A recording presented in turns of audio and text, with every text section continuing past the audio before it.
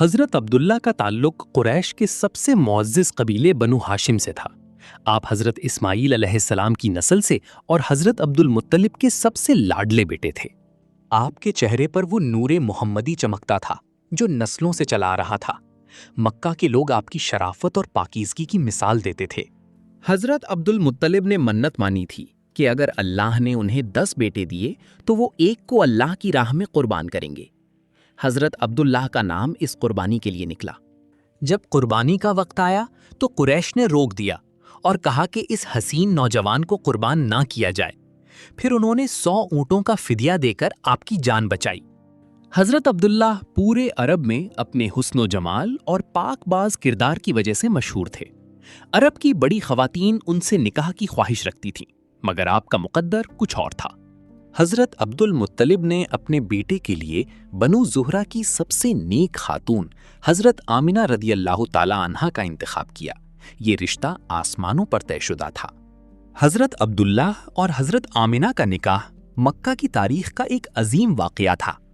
اس نکاح سے وہ 2 نور مل گئے جن سے عالم انسانیت کو ہدایت ملنی تھی۔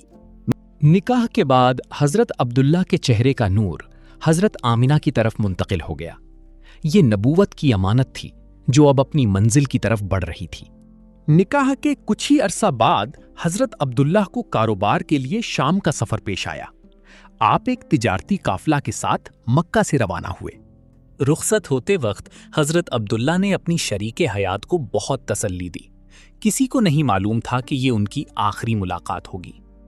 شام سے واپسی پر یثرب یعنی مدینہ کے مقام پر حضرت عبداللہ شدید بیمار ہو گئے۔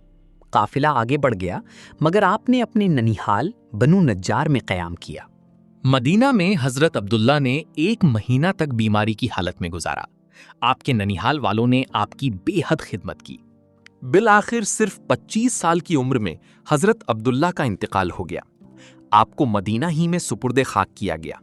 جب تجارتی قافلہ مکہ پہنچا تو حضرت عبداللہ ساتھ نہیں تھے۔ حضرت عبد المطلب اور حضرت آمنہ پر غم کا پہاڑ ٹوٹ پڑا۔ حضرت عبداللہ کی وفات کے وقت رسول اللہ صلی اللہ علیہ وسلم ابھی دنیا میں نہیں آئے تھے۔ آپ صلی اللہ علیہ وسلم یتیم پیدا ہوئے، جو کہ اللہ کی ایک خاص حکمت تھی۔ آپ نے وراثت میں کچھ اونٹ، بکریاں اور ایک کنیز ایمن چھوڑی۔ یہ وہی ایمن ہیں جنہوں نے بعد میں رسول اللہ صلی اللہ علیہ وسلم کی پرورش کی۔ حضرت عبداللہ کا کردار ہمیشہ سے شرک اور برائیوں سے پاک رہا۔ آپ فطرت پر قائم تھے اور اللہ کے واحد ہونے پر یقین رکھتے تھے۔ رسول اللہ صلی اللہ علیہ وآلہ وسلم اکثر اپنے والد ماجد کو یاد فرماتے تھے۔ مدینہ ہجرت کے بعد آپ ان کی قبر مبارک پر تشریف بھی لے گئے۔ حضرت عبداللہ کا نام تاریخ اسلام میں سنہری الفاظ سے لکھا گیا ہے۔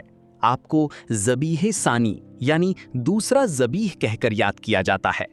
حضرت عبداللہ کی زندگی ایک سبق ہے کہ اللہ جن سے بڑا کام لینا چاہتا ہے انہیں امتحانوں سے گزارتا ہے۔ آپ کا نام ہمیشہ نبوت کے ساتھ زندہ رہے گا۔